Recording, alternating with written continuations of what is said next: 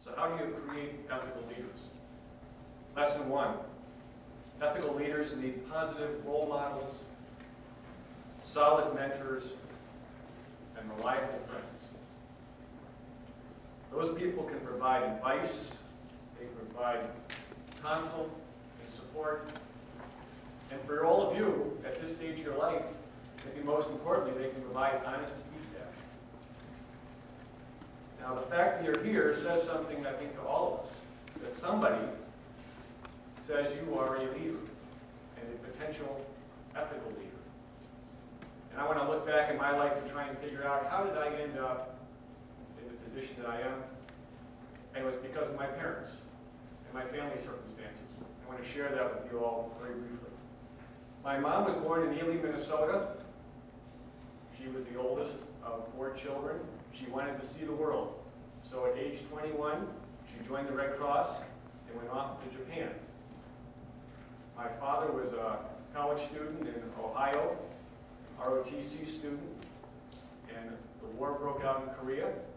So he accelerated his learning and graduated early so he could join other ROTC graduates from his school fighting in Korea. He was on what they call R&R. He had been in combat, and they sent him to Japan for some rest. And he met my mother, and they fell in love, and they returned to the States and got married.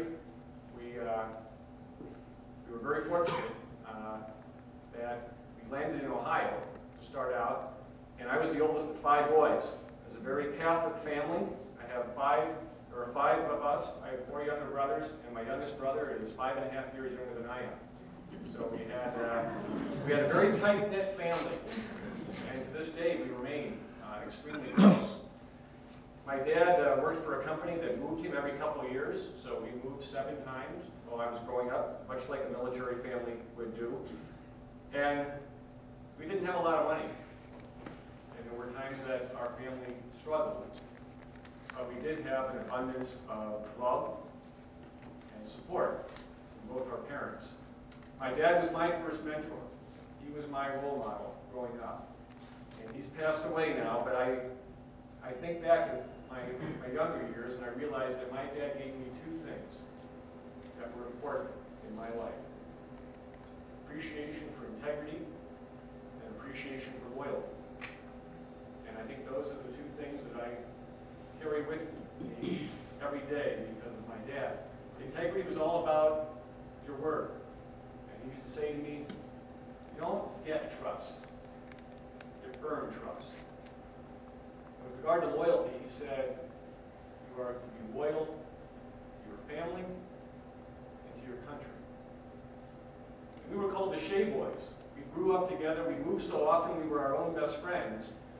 But I still remember the day my dad said, when I was pretty young, and one of my brothers had gotten into a fight, he said, you never fight alone. If anybody fights one you, they fight you all. That's what loyalty is. And he said to me at various times, you owe this country.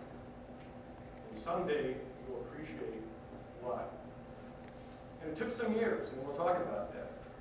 But those were things that I'll never forget. They also taught us something about each other. You appreciated and reveled in the success of your brothers. Their successes were just as important to you